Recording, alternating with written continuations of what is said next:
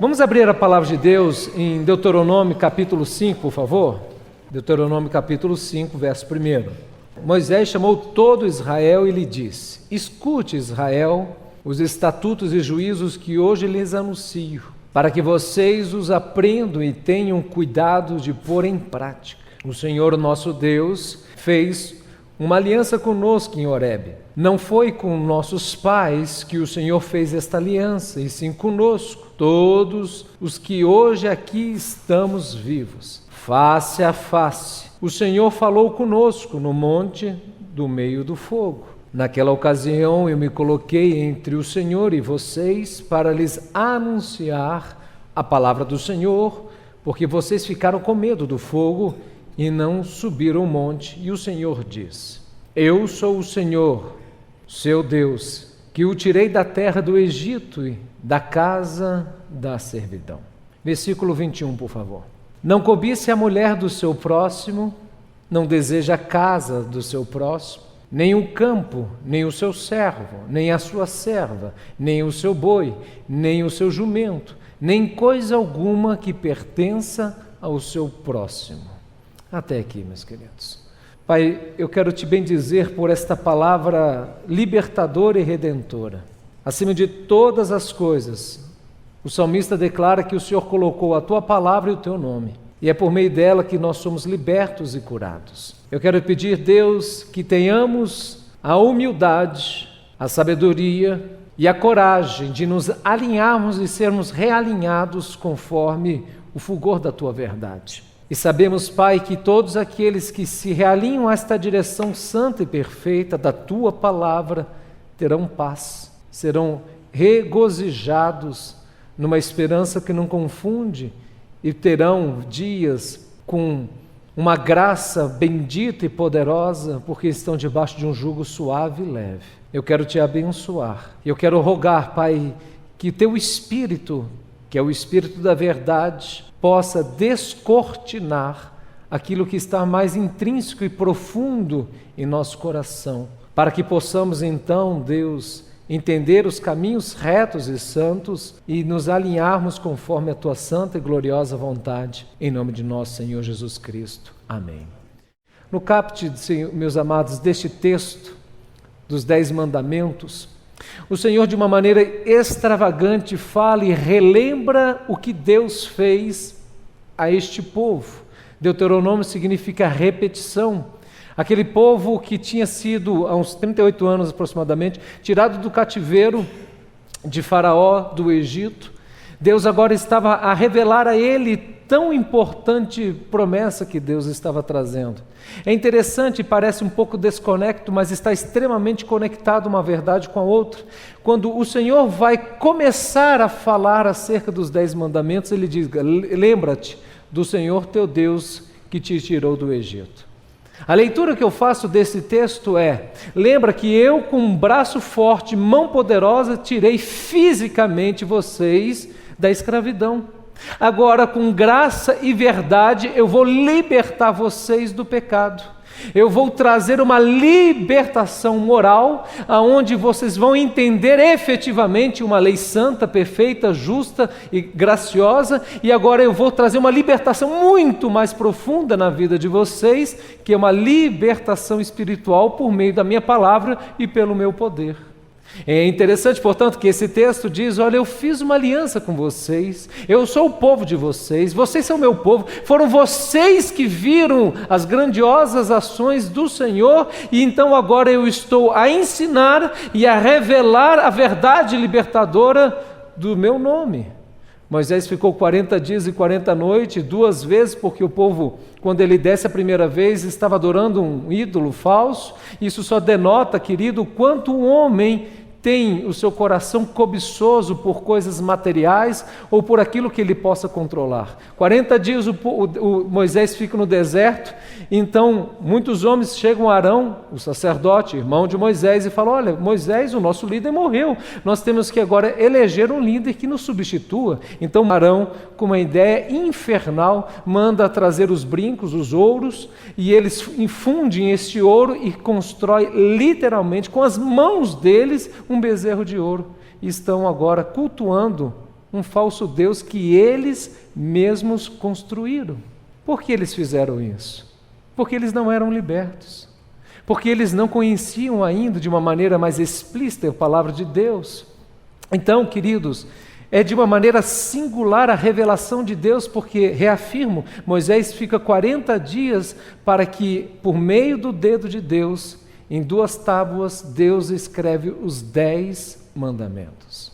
E o 10º mandamento que nós acabamos de ler, de não cobiçar a mulher do teu próximo, o jumento do teu próximo, não cobiçar as coisas do teu próximo, a cobiça, ela permeia praticamente todos os pecados da humanidade. A cobiça, ela está entrelaçada, permeada com praticamente todos os pecados que o ser humano comete. E quando eu entendo que o último mandamento é não cobice, eu vou entendendo, querido, que quando a pessoa furta é um tipo de cobiça, um falso testemunho é um tipo de cobiça, porque ele quer se dar bem sobre alguma coisa. Quando ele adora falsos deuses é um tipo de cobiça. Quando ele adultera é uma cobiça. Portanto, reafirmo, a cobiça ela está entremeada com praticamente todos os pecados.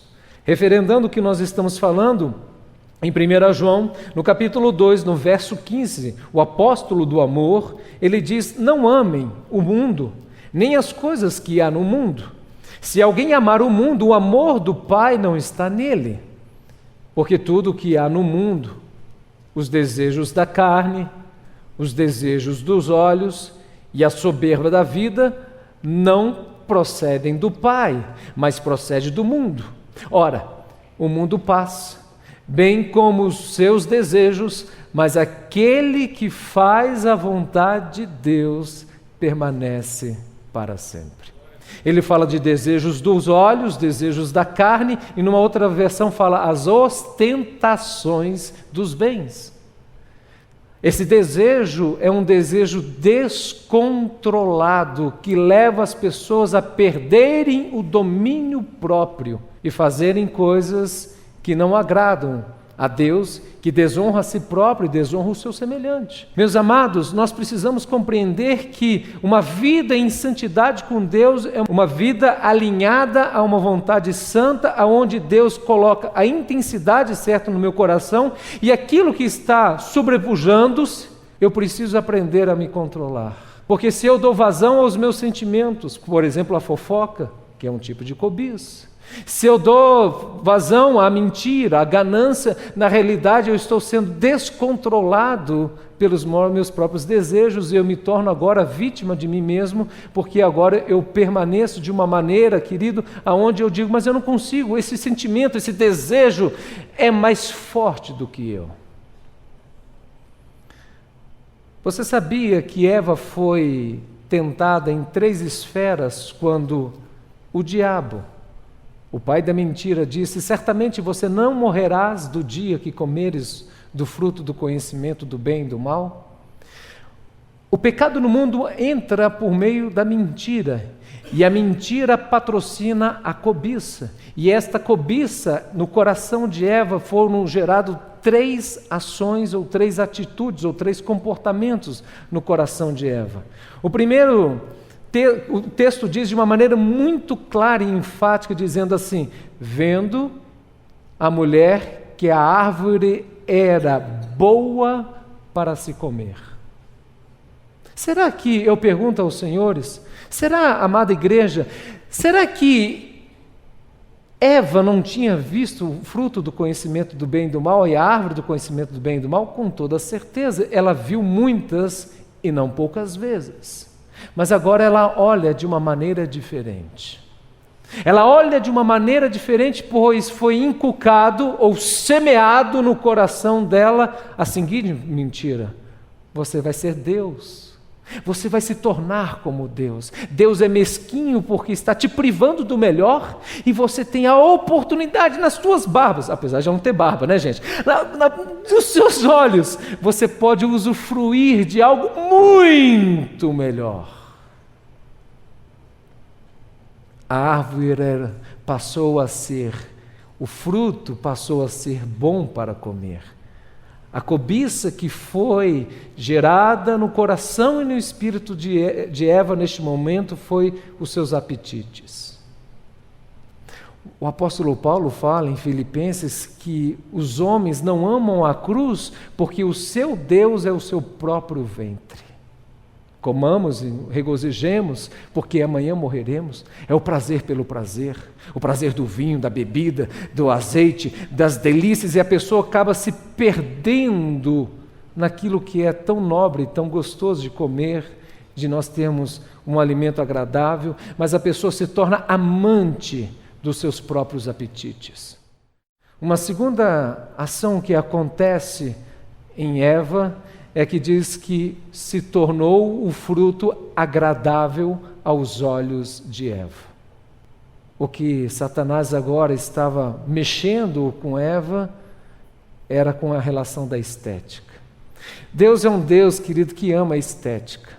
Deus é um Deus que faz as coisas belas e formosas. A Bíblia diz que Deus fez árvores belas para serem vistas, belas para serem contempladas, belas para trazer poesia ao homem, à mulher. Deus, tudo que Ele faz é belo, é formoso, é estético, é grandioso, é perfeito, é delicado, é nobre. Mas neste momento, querido, a Bíblia diz que os olhos dela se abrem e olham a árvore que se torna bela.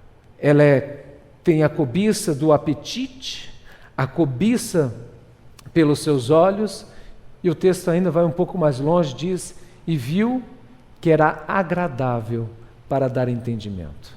Eva agora está sendo despertada na cobiça, no saber, no conhecimento. De quando em quando eu fico ouvindo esses grandes juristas falarem na televisão acerca de Lula e coisas do tipo. Gente, eu não sei se eu estou errado, mas é uma fábrica de vaidade desses homens. Me desculpe aqui, mas quantos discursos daqueles homens extremamente conhecedores e cultos e profundos conhecedores do direito, eles querem fazer, não é o direito, eles querem fazer discursos lindos e belos, porque no fundo, queridos, isso é um jogo de vaidade. Calvino declara que o coração do homem, diga comigo, o coração do homem é uma fábrica de ídolos.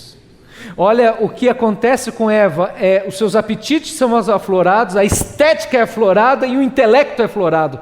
Então o que ela faz? Ela deseja aquele fruto, toma aquele fruto em desobediência a Deus e desonra o nome do Senhor. E agora, o Deus de toda a vida diz, não cobiçarás a mulher do teu próximo. Não cobiçarás aquilo que não te pertence, aquilo que você não possui, para que você possa ter e aprender que a vida e aquilo que Deus deu a nós é suficiente e bom para sermos plenos, porque Deus dá na medida certa o que nós precisamos. E sobre essa esfera, querido, eu queria falar sobre 3 esferas, 3 óticas de cobiça. Nós poderíamos falar de muitas, existem muitas, mas eu queria falar de 3 óticas da cobiça na vida do homem, ou da mulher, ou de um jovem. A primeira cobiça que eu quero falar de uma maneira explícita é a fama. As pessoas são ávidas pela fama. Está aí talvez uma das explicações por que o Facebook faz tanto sucesso. Uma pessoa desconhecida, agora ela tira inúmeras fotos de comendo, jantando, celebrando, e agora ela quer likes e aplausos para se sentir amada. Não me entenda mal o que eu estou trazendo aqui, porque eu não estou dizendo que todas as pessoas que fazem isso estão motivadas por isso. Mas indiscutivelmente existem muitas pessoas que fazem isso, querido, porque no fundo são carentes. No fundo querem fama, no fundo querem aplausos, no fundo querem se tornar e fazer a sua vida um Big Brother para receberem aplausos e fama na vida das pessoas. A sua vida, Maria Clara, não vale o quanto de likes que nós recebemos ou deixamos de receber. A nossa vida, querido, vale por aquilo que Cristo fez na cruz do Calvário. Isso é tão profundo que quando você vai lá em Gênesis capítulo 11, você lê a Bíblia, você conhece a natureza humana. E quando eu conheço a natureza humana, eu conheço a minha natureza, a sua natureza, a nossa natureza. A Bíblia diz que os homens quiseram, façamos o nosso nome célebre. Construímos uma torre, cheguemos até o céu para fazer o nosso nome afamado e inesquecível. Os homens Eles anseiam e se deleitam em fazerem seus nomes eternizados na história. E no fundo, quase sempre isso é uma relação de vaidade. É uma relação de inflamar o seu ego para dizer quão grande eu sou, quão nobre eu sou, quão belo eu sou, quão forte eu sou, quão poderoso eu sou, quão grandioso eu sou.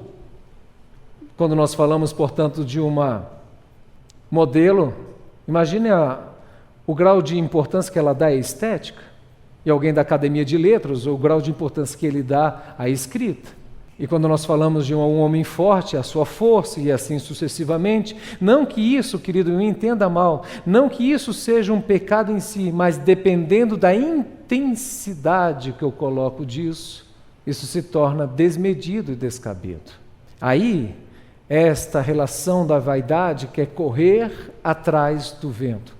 É algo que não é desprovido da essência, então eu preciso, ainda que seja algo bom, mas aí se torna descabido ou desmedido, então eu coloco minha força, a minha esperança, a minha energia naquilo. Sejamos honestos, quantos de nós queremos ser aplaudidos no Facebook? Quantos de nós queremos ser afamados? A nossa vida privativa é a nossa vida privativa. Os bandidos gostam disso porque metade da sua vida está exposta no Facebook. Não, pastor, a minha vida está 85% exposta. Não, eu gosto de colocar coisas para escandalizar mesmo. Vaidade. Vaidade. Efetivamente isso é vaidade. Isso é uma cobiça. De querer ser afamado e amado. Mas eu esqueço, querido, que a mesma mão que aplaude é a mão que apedreja. É no Senhor e é pelo Senhor e é através do Senhor, querido, que a nossa identidade é forjada e eu me sinto amado e me sinto completo e nos sentimos, não apenas nos sentimos completos, mas nos tornamos completos em Cristo, na dependência, na suficiência dEle. Então eu não preciso de tantos aplausos para massagear meu ego. Eu não estou dizendo que nós não precisamos de reconhecimento e de um aconchego, todos nós precisamos. Mas tem pessoas que estão afloradas demais porque perderam ou foi diluído a sua identidade pela cobiça da vida, pela ostentação dos bens. A segunda cobiça que eu queria falar é a cobiça sexual. Você pode imaginar como o mundo seria se simplesmente, eu já preguei sobre isso, se simplesmente o ser humano obedecesse cabalmente o sexto mandamento que diz, não adulterarás? O mundo, como seria se simplesmente o homem obedecesse este preceito bíblico? Por que não adulterarás? Porque Deus é fiel. E por Deus ser fiel, Ele te ensina e me inspira e nos orienta a sermos o quê? Fiéis. Logo, não adulterar. Gente, o sexo é uma dádiva, uma bênção de Deus. O sexo não é criação do diabo. O sexo é bom demais e ele deve ser exercido, e a regra é muito simples. O sexo deve ser exercido entre um homem e uma mulher dentro de um casamento. Ponto final. Não tem ponto e vírgula, 3 pontinhos. Não tem, querido, não tem parágrafo. É parágrafo único. Entre um homem e uma mulher dentro de uma aliança, de um casamento. É tão nobre e é tão profundo o amor, a relação sexual em um casal, que Deus quer que isso seja permeado de uma aliança. E esta aliança é um comprometimento que eu faço com a minha esposa, a minha futura esposa, quando eu caso, então, e vice-versa, e nós vamos sermos fiéis e vamos estar lado a lado um com o outro, e então, de uma maneira linda, nobre, maravilhosa, Deus nos dá o prazer de termos relações sexuais para que nós possamos, querido, celebrar a dádiva de um casamento. Mas nos filmes de Hollywood, o rapaz vai na noitada, na primeira noite ele sai com a menina e deita na cama com ela, e aí começam as brigas, ou seja, é como se a relação íntima de um casal, que só pode ser exercida dentro de um casamento, começa exatamente invertido, porque começa na cama, no quarto. Ele mal conhece o nome dessa moça e vice-versa. Isso não é intimidade, isso é promiscuidade. A gente preserva o nosso corpo, querido, e como namorados, quando o casal está namorando, para conhecer bem o coração. Porque quando se explora demais o corpo, se conhece pouco o coração, e quando se conhece pouco o coração, quando se casa, a bomba vem. Eu não sabia que ele era assim. Ele sempre foi assim, filha. Ele sempre foi assim! Mas entre tapas e beijos, você foi iludida. Agora treme o bigode e fico mais uns 50 anos com esse homem. Até a morte. Pode ser até mais, né, gente? Porque vai que o homem tem o ministério de Metusalém. Você pode imaginar, a Bíblia então ela ensina que o desejo sexual, querido, não é um pecado. Pastor, comecei a ter meus 13, 14 anos, eu comecei a olhar as meninas de maneira diferente. Eu jogar bafo com elas nunca, que é isso? Porque o menino tem 10 anos, então tá lá. Só no bafo, 10 anos. Daqui a pouco começa a surgir uns hormônios, gente, você fica um negócio, entendeu? Fica um negócio. Isso não é pecado, Deus te fez assim, Deus nos fez assim. A energia sexual, ela é bênção e ela deve ser canalizada. Diga comigo, ter o domínio próprio para me separar para o meu futuro cônjuge. Se este mandamento não adulterarás existisse na sociedade e nas nossas igrejas de uma maneira profunda e cabal, não haveria adultério, não haveria prostituição, não haveria fornicação, não haveria filhos fora do casamento, doenças venéreas praticamente terminariam, os ciúmes deixaria de ter. Sim ou não, igreja? Sim, os ciúmes deixaria de ter, pedofilia, estupro, todas essas mazelas da promiscuidade. Não haveria cafetão, cafetina? Não haveria, querido, essas relações de barganha em que a mulher quer dar algum tipo de golpe, porque tem pessoas que casam pelo dinheiro, então usam o sexo para uma forma de se promover. Não haveria nada destas coisas. O sexo é uma bênção de Deus, mas o homem foi entregue nas suas próprias cobiças, nos seus próprios desejos. Deixa eu ler isso para você, e isso precisa ser inculcado no seu coração. Deixa eu reafirmar, Eva, ela foi seduzida, enganada pela estética que foi aflorada no seu coração, pela sabedoria ou pela razão, o conhecimento, pelos seus apetites. E quando nós lemos Romanos capítulo 1, anote aí, querido, na sua Bíblia, Romanos capítulo 1, verso 18, você entende a relação do que é idolatria e a relação do que é sexualidade. Romanos quanto, pastor? Capítulo 1, verso quanto, gente? Diz, vamos abrir lá para você. Fala, pastor, eu quero anotar. Ótimo, agora o pastor chora, filho. O pastor chora. Muito bem. Romanos capítulo 1, verso 18. A ira de Deus se revela do céu contra toda a impiedade e injustiça dos seres humanos que, por meio da sua injustiça, suprimem a verdade. A ira de Deus, ou seja, a santa justiça de Deus se manifesta sobre toda a humanidade, porque os homens fizeram o que, gente? Trocaram o que, gente? A verdade de Deus pelo quê? Pela injustiça. Como consequência disso, continue lendo o texto depois em sua casa, você vai ver o seguinte, agora o homem passa a adorar ao lugar do Criador, começa a adorar a criatura e começa a adorar os répteis, os animais, e estes homens, por isso, diz o texto, foram entregues às suas próprias paixões.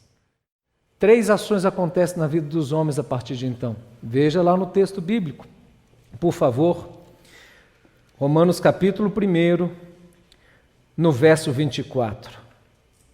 Deixa eu só reler aqui o versículo 23. Trocaram a glória de Deus incorruptível por imagens semelhantes ao ser humano corruptível, as aves, os quadrúpedes e os répteis. Estamos falando então agora do homem que troca a justiça de Deus pela injustiça do homem, e por conta disso o homem se torna um idólatra. Por que o homem se torna um idólatra? Porque Deus nos fez adoradores. A essência maior da vida de um homem é a adoração. O que é idolatria? É uma adoração a um falso Deus que nós chamamos de idolatria. Não existe um ser humano na face da terra, ou que ele seja, ou ele é um adorador, ou ele é um idólatra. Pastor, o cara é ateu, ele é um idólatra. Idólatra do quê? Do seu saber, do seu conhecimento, da sua prepotência dizer que Deus não existe. A Bíblia diz, o tolo diz que Deus não existe. 3 consequências acerca disso. Nós falamos hoje para a reunião de liderança que o comportamento do homem, ele gravita em 3 esferas. Isso é legal de nós aprendermos. O homem interior, ele é movido por 3 aspectos, biblicamente falando. Pela razão, pela emoção e pela sua volição. Pela o quê, gente? Razão, emoção, isso tudo eu sabia, pastor. E volição. O que é volição, igreja? Vontade, muito bem, exatamente. Olha o que acontece. Deixa eu reafirmar isso para você. O fato de existir idolatria, as 3 esferas, razão, emoção e volição, são pervertidas. Está no texto. E isso está totalmente relacionado à vida sexual. Veja, me ajude comigo. Por isso, versículo 24, Deus os entregou à impureza pelos desejos do coração dele para desonrarem o seu corpo entre si. Eles trocaram a verdade de Deus pela mentira, adorando e servindo a criatura em lugar do Criador, o qual é bendito para sempre. Amém. Então, os seus desejos se tornaram o que, gente? Pervertidos. O homem foi entregue nos seus próprios desejos. Não é isso que o texto está dizendo? Versículo 26. Por causa disso, continua, consequência disso que nós estamos falando da idolatria, Deus nos entregou às paixões vergonhosas. Nós estamos falando de volição agora. Porque até as mulheres trocaram o modo natural das relações íntimas por outro, contrários à natureza, da mesma forma também os homens, deixando o contato natural da mulher, se inflamaram mutuamente em sua sensualidade, cometendo a indecência, homens com os homens, recebendo em si mesmos a merecida punição do seu erro. Terceiro aspecto, é de estremecer esse texto. E por haverem desprezado o conhecimento de Deus, veja, versículo 28, o próprio Deus os entregou a um modo de pensar reprovável. Está falando de mente. O nosso comportamento, ele está alicerçado em razão, emoção e volição. E o que o texto bíblico está dizendo, que a idolatria, que é buscar um falso Deus, faz com que os desejos e os apetites sexuais sejam pervertidos em sua razão, em suas emoções, na sua volição. A prostituição entra dentro de uma casa através de sites pornográficos, de mulheres nuas, seminuas, mulheres sensuais. E o cara fala, deixa eu só dar uma espiadinha. O diabo te pegou neste momento. O diabo te pegou, porque a Bíblia diz que aquilo que o homem deseja, um homem casado que olha uma mulher e a deseja, cobiça, ele já adulterou. E agora você começa a achar sua mulher, desculpa a expressão, gorda ou feia. Agora a sua mulher não tem, desculpa a expressão, não tem mais sal e você precisa de açucarar a sua vida. Você foi pego pelo diabo. É impressionante, queridos, porque a luxúria, a lascívia, faz com que o homem queira conquistar alguma mulher para se sentir mais homem. Isso é uma perversão. E a mulher quer se sentir atraída pelos homens para se sentir amada. Então dizem que quando se vê uma mulher nua num outdoor, o homem fala, nossa, eu queria ter esta mulher. É assim que um homem é seduzido. E dizem que quando uma mulher vê uma mulher seminua num outdoor, ela fala, eu gostaria de ser esta mulher, ou ter este corpo, ou estar desta forma, para ser atração na vida de outros homens. Ei, a cobiça sexual faz desgovernar o ser humano. A Bíblia diz que um homem que adultera é como uma vaca, um boi, que é levado aos seus tosqueadores. O seu lugar é lugar de morte. Os nossos desejos sexuais, se não forem controlados, eles vão te desgovernar.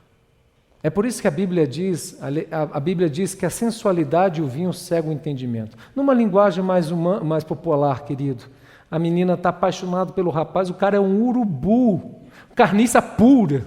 Todo mundo sabe, menos a menina. Aí a melhor amiga vai lá e fala, minha menina não é flor que se cheira. Ela pensa, está com inveja.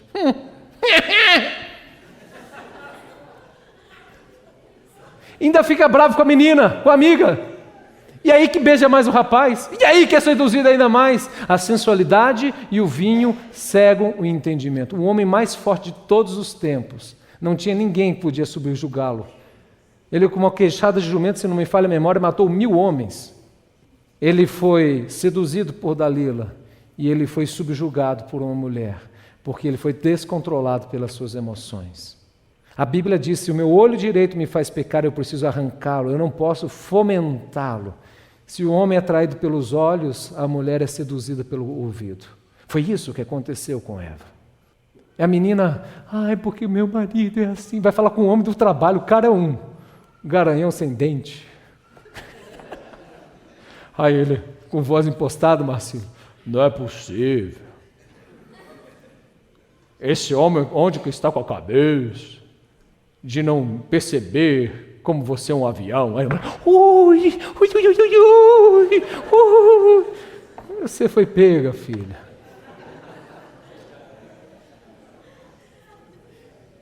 Mas eu me sinto mulher, pastor. Você foi pega. Como é bom você canalizar a sua energia para um homem e para uma mulher dentro do casamento. Eu vou falar algo aqui, querido, eu não sei se eu vou ficar envergonhado não, mas eu vou falar aqui. Porque isso me chegou aos ouvidos, eu fiquei envergonhado, mas eu vou falar. Vou respirar fundo aqui. Tem meninos que falam assim, vamos fazer relação sexo oral porque não é pecado e você permanece virgem. O diabo te pegou, filho. O seu corpo pertence ao Senhor. E todo sentimento e toda libido que nós temos que ter, querido, ele deve ser controlado e temos que aprender a esperar o dia do casamento. O nosso corpo pertence ao Senhor. E por pertencer ao Senhor, eu vou me guardar e me preservar para Deus. Pastor, eu já fiz isso várias vezes. Hoje é o dia para você se arrepender. Hoje é o dia de você falar, nunca mais farei isso. E eu vou esperar o meu marido ou minha esposa para ter relação sexual plena e absoluta com eles.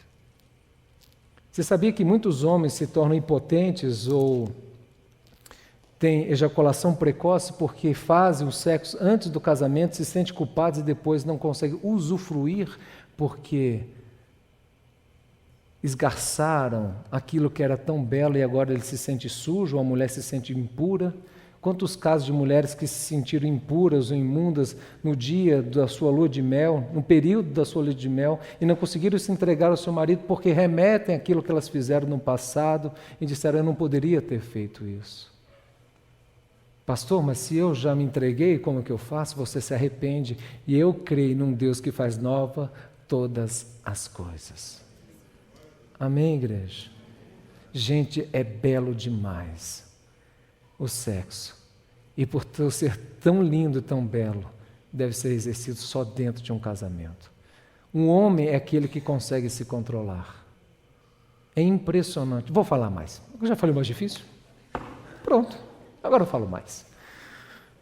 O cara fica no seu ouvidinho, não, você que não tem nada não, pastor, é exagerado, eu não vou fazer nada que você não queira, dá um beijo.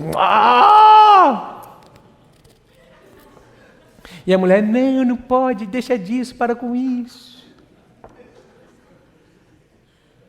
A questão de carícias entre um casal é assim, querido, o cara só quer pegar na sua mão. Pronto, o cara tem quase, desculpa a expressão, um orgasmo só pegando na sua mão. Mas depois ele quer beijar o seu cangote.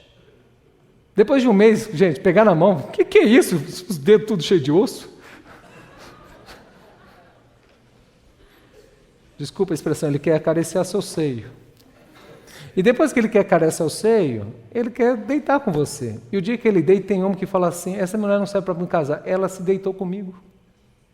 Que cara hipócrita. Ele insiste, insiste, tem relação com a mulher e depois fala, sabe de uma coisa, eu não te amo mais não. Ô capeta do inferno. Se o homem não estiver disposto a te esperar, querido, até o dia do casamento, este homem não merece você. Vamos continuar, né? Tá bom, vou falar mais. Vamos continuar. Terceira cobiça, a última. Nós estamos falando da fama, nós estamos falando da vida sexual e nós vamos falar agora, por último, da cobiça do dinheiro. Ninguém pode servir dois senhores. É interessante que no único momento que Jesus Cristo se refere a Senhor sem ser Ele, é acerca de Mamon, um Deus, um falso Deus, que arroga para si poder, status, fama, arroga para si liberdade, segurança e tantas coisas. Ele tenta usurpar aquilo que só Deus pode dar. É com muita tristeza, e a Liégina fez uma abertura excepcional aqui, se você estava aqui na abertura do culto, acerca do Lula. O quanto isso me entristeceu, querido, essa madrugada. Eu acordei de madrugada pensando nisso. Um homem que sai da onde ele sai, e segundo a justiça, aqui não sou eu que estou dizendo, mas segundo a justiça, o condenou por ele ser um homem ladrão. Porque quem rouba é o quê, gente? Ladrão. Ele poderia, Marcel, ter feito história, querido, no país e no mundo, se tivesse se mantido íntegro. Eu não sei se ele já era ou não íntegro, eu não sei. Mas o fato foi que ele se vendeu. Abraham Lincoln disse que a única característica de um governante é a honestidade. A única característica que se requer de um governante. Que palavra! A questão, meu querido, da avareza em relação o vil metal, ela assola a maioria de nós. Peguem a Bíblia, por gentileza. Você está satisfeito com o seu salário? Não precisa me responder, não. Só um pouquinho mais, pastor. 1 Timóteo, capítulo 6, verso 6. De fato, grande fonte de lucro é a piedade com contentamento. Porque nada trouxemos para o mundo, nem coisa alguma podemos levar dele, tendo sustento com que nos vestir. Diga comigo, estejamos contentes. Mas os que querem ficar ricos, olha o que acontece, caem em tentação. 1, 2, em armadilhas. 3, muitos desejos insensatos e nocivos. 4, levam as pessoas a afundarem na ruína e perdição. Porque o amor ao dinheiro é a raiz de todos os males. E alguns, nesta cobiça, vamos ler juntos, se desviaram da fé e atormentaram a si mesmo com muitas dores. Para mim, querido, o pior de tudo, eles desviaram-se do que, gente? Deus o texto. Da fé. E a Bíblia diz que a fé, ela é mais preciosa do que o ouro refinado. Então, a cobiça leva um homem e uma mulher a perder o controle. Deixa eu reafirmar, quando nós estamos falando de cobiça, nós estamos falando de algo que vai envolver a sua razão, vai envolver as suas emoções e vai envolver as nossas vontades. Eis que o pecado jaz à tua porta, cabe a ti dominá-lo. O dinheiro é um negócio interessante. A pessoa está desempregada e fala, se eu ganhar 2.000, pastor, eu estou satisfeito até a morte. Beleza. Aí Deus vai lá e faz o quê? 2.000. Fala, poxa, agora só consigo ir no Outback a cada 3 meses. Porque o Outback, querido, 250 conto, entendeu? Pô, 10% do meu salário. Não, eu tenho que ganhar 3 conto. 3 conto tá beleza. Aí ele comprava um tênis de 300 conto, agora ele quer comprar um tênis de R$700. Dá, gente, para 3.000? Só seus filhos ficaram passando fome. Não, então é 4.000. Gente, não tem fim o negócio. Porque quanto mais a gente ganha, mais a gente quer ganhar. Por isso a Bíblia, por isso esse texto começa assim: grande fonte de lucro é o contentamento. Nada trouxemos para este mundo, nada vamos levar. No caixão não tem gaveta. Faraó punha um monte de coisa lá, mas coitado, está morto, filho. Só o esqueletão dele lá. Iludido, achando que a riqueza, a glória ele ia levar. A gente não leva nada dessas coisas, querido. O que a gente leva é o temor ao Senhor e a nossa vida espiritual em Deus, aonde as traças não corroem e os ladrões não roubam. É isso que Jesus Cristo diz, aqueles que entesouram para o reino de Deus. Queridos, o dinheiro tem o poder de desgovernar e cegar as pessoas. E nós precisamos efetivamente realinharmos constantemente os nossos corações para que a gente não fique criando uma idolatria consumista. Eu compro, estou satisfeito. Passou a dose do vestido, dura quanto tempo? A mulher usa 2 vezes já está velha. Falei, como assim, bem? Um homem com terno lá, 4 anos, novíssimo. A mulher, terceira, 2 vezes que ela usa o vestido, já não dá mais.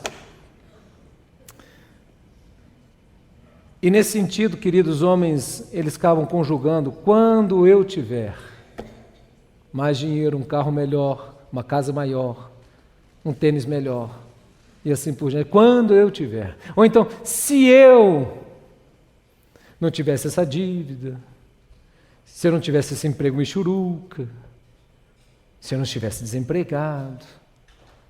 Meus amados, a felicidade não consiste em chegar em um lugar, porque quando você chega numa montanha, você quer subir numa montanha mais alta. A felicidade consiste em andar com Cristo, ainda que esteja no deserto. Mas antes de concluir, nós estamos falando aqui, e deixa eu relembrar a cada um de nós, de um Deus que começa, antes de falar dos 10 mandamentos, fala, lembra-te do Senhor teu Deus que te tirou do Egito. O Senhor com mão poderosa te tirou do Egito, e agora Ele começa a falar dos 10 mandamentos, Ele começa então a falar, eu vou agora libertar o homem da maior escravidão que existe, que é do seu próprio coração, das suas próprias cobiças e ganâncias. Nós estamos falando da cobiça da fama, a cobiça sexual e a cobiça financeira. E talvez agora você bata no peito e fala, pastor, eu agora desnudei, o Senhor desnudou meu coração, realmente eu sou mesquinho. Realmente, pastor, eu sou uma menina fácil demais, eu piso para tudo que é gente. Eu piso com os 2 olhos para não ter dúvida.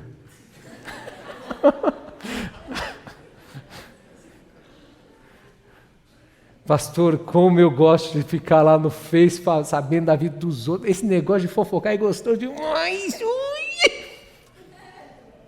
Querido, o que me importa o que o Maurício matar come e deixa comer? Isso é de matar, gente. Meu Deus do céu. Meu Deus. Deixa o homem comer o que ele quiser. A vida é dele. Ostentação dos bens. Um dia o Lula falou assim, eu estou cansado de comer lagosta. Eu falei, meu Deus. O cara que estava lá outro dia, segundo ele, um metalúrgico. Bom, mas talvez você bata no peito e diga assim, pastor, agora eu compreendi e descobri que realmente tem sentimentos e desejos que estão envolvendo a minha razão, e então eu falo, não, mas todo mundo precisa, os meus sentimentos e, portanto, a minha vontade, e agora eu bato no peito e digo, eu vou conseguir e vou dar conta. Querido, você está no caminho totalmente errado. Não é assim que funciona no mundo espiritual. Como que se vence a cobiça? Como que se vence a cobiça sexual? Pastor, eu tenho atração por mulheres, eu sou mulher. Como se vence essa cobiça? Se vence a cobiça pela fé. A fé que vence o mundo. Não está em mim vencer esta cobiça, não está nas minhas forças e nem na minha capacidade, mas na força e na capacidade que Deus me dá de eu dizer não ao pecado. Meu Deus, como isso é diferente. Porque uma pessoa, querido, que é um adicto de drogas ou de bebida, ele sempre fala, não, mas agora eu vou conseguir, agora eu vou dar jeito, e não é desta forma. O AA ensina isso de uma maneira singular, ele diz somente por hoje. E ele diz de entregar ao Criador, ele fala no sentido mais lato sensu, a sua vida, o que ele está dizendo é, eu vou depender de Deus hoje para conseguir dizer não hoje para a bebida. Querido, o que vence as nossas cobiças e os nossos desejos desenfreados não é a minha força nem a sua capacidade, mas é a fé em Deus. E é nesse sentido que eu preciso compreender que o justo viverá pela fé. Ou seja, é a total incapacidade de eu conseguir vencer os meus apetites que me desgovernam, todos nós. E é por isso que eu vou me voltar em humildade, e nós vamos nos voltar em humilhação, falando: Deus, eu não dou conta, eu dobro meu joelho, eu coloco a cara no chão, boca no pó, falando: eu toda hora me masturbo e não dou mais conta, Deus, e eu preciso da tua ajuda. E você vai ver um Deus que efetua o querer e o realizar na nossa vida, mudando e nos fortalecendo de uma maneira singular. Isso é muito profundo, queridos. E eu queria que você anotasse isso na sua Bíblia também, Romanos, eu estou terminando, me dê mais alguns minutos. Mas isso é muito profundo, Romanos capítulo 8, são um dos textos mais profundos da Bíblia, Romanos 7, 8 e 9. Romanos capítulo 7 diz assim: eu só conheci a cobiça, porque Deus disse: não cobiçarás. Porventura aquilo que era bom, ou seja, a lei que me ensina, me levou agora à morte? Miserável homem que sou, quem me libertará do corpo desta morte? Romanos capítulo 7, e tem uma discussão bastante profunda teológica, o que Paulo estava querendo dizer, e Paulo não conseguia viver aquilo. O fato é que muitos teólogos, bons teólogos, entendem que Paulo estava falando dele antes da conversão, e ele estava falando, depois você lê com muita profundidade Romanos capítulo 7, de que a lei de Deus é boa, que a lei de Deus é santa, que a lei de Deus é agradável, mas o homem não consegue cumprir a lei de Deus. Ué, mas se eu não consigo cumprir a lei de Deus e Deus fala não cobiçarás, me parece uma incoerência. E aqui vem a ideia novamente: eu venço, ou melhor dizendo, eu cumpro a lei de Deus, não é pela minha força. Diga comigo, é pela fé. E você sabe o que o diabo faz conosco? Olha aqui para mim. Ele diz: você não é capaz. E aí eu olho para mim e falo: realmente eu não sou capaz. Ou eu realmente não dou conta. Eu já tentei várias vezes, eu tentei cair muitas vezes. Aí eu olho para mim e falo: eu não dou conta. E aí sabe o que acontece com a sua vida e a minha vida quando a gente cai nessa esparrela do diabo? A Bíblia diz: o sujo que se suje mais. Eu já estou na pornografia mesmo, agora eu vou deitar e rolar com toda a força. Porque eu olho para mim e digo: eu não sou capaz. E ninguém é suficiente para essas coisas. É mediante a fé que nós vencemos o mundo. E o mundo é todo o sistema, todas as mentiras, é todos os valores antagônicos à palavra de Deus. Romanos capítulo, deixa eu ler o versículo primeiro. Agora, pois, já não existe nenhuma condenação aos que estão por Cristo, porque a lei do Espírito da vida em Cristo Jesus livrou você da lei do pecado e da morte. O Espírito da vida, o Espírito Santo, nos livrou do que, gente? Do pecado da morte. Mas como me livrou do pecado da morte? Versículo 5. Os que vivem segundo a carne se inclinam para as coisas da carne, mas os que vivem segundo o Espírito se inclinam para as coisas do Espírito. Pois a inclinação da carne é morte, mas a do Espírito é vida e paz. Porque a inclinação da carne é inimizade contra Deus, pois não está sujeita à lei de Deus, nem mesmo pode estar, porque tantos que estão na carne não podem agradar a Deus. Vamos ler juntos? Repete porque não está projetado, né? Vocês, porém, não estão na carne, mas no Espírito, se de fato o Espírito habita em vocês. Como se vence a cobiça? Pelo poder do Espírito. E quando eu vou ler Romanos, nós lemos capítulo 1 que diz, parte dele que diz que o homem trocou a justiça de Deus pela injustiça. Então o homem agora passa a ter uma mente carnal, desejos carnais, e anda na carne desejando as suas próprias cobiças e vaidades. Mas Romanos capítulo 8, ele vai falar de um homem que é nascido de novo, de um jovem que é nascido de novo, que agora ele vai ter a mente de Cristo, 1 Coríntios capítulo 2, e ele vai ansiar as coisas do Espírito, porque ele é impelido pelo Espírito, e por ser impelido pelo Espírito, Deus deu a ele a graça de dizer: eu não quero isso. Vencemos a cobiça pela fé, vencemos a cobiça andando no Espírito, vencemos a cobiça porque Deus nos deu a mente de Cristo, e concluo, vencemos a cobiça porque em Cristo somos plenos. Se morreste com Cristo, buscai as coisas lá do alto, onde Cristo está sentado. Ninguém vence a paixão da mocidade. Ninguém vence a paixão da mocidade se não estiver apaixonados por Cristo. Ninguém vence as paixões deste mundo se não tiver deleites na presença de Deus. E é exatamente aí que o diabo pega os cristãos. À medida que o homem se esfria para com Deus, o mundo acalenta as cobiças e as trações, levando a pessoa ao desgoverno, seja da fama, do dinheiro, do sexo e tantas outras coisas. Se vence a cobiça pela fé. É pela fé que Deus nos dá o seu Espírito. E a partir de agora nós somos tabernáculo de Deus. E Deus nos dá uma mente de Cristo. E Deus vai nos dar experiências boas, perfeitas e agradáveis de Deus. Então a renúncia nada mais é do que aquilo que Deus se manifestou de uma maneira tão plena na sua vida que você diz: eu não preciso cochear em dois sentimentos. Eu não preciso ser desgovernado pelaquilo que me atrai, porque o que realmente os meus olhos estão fitos é na presença de Deus. Não seja presunçoso em achar que aquilo que você pode produzir na carne vai te dar mais prazer do que os banquetes dos céus. Não seja ignorante em achar que você pode se deleitar com as coisas do mundo mais do que com a riqueza da glória de Deus. Não pense, querido, que Cristo quer nos enclausurar. Cristo nos chamou para a liberdade. E a liberdade é: não cobiçarás, porque eu sou pleno em Cristo.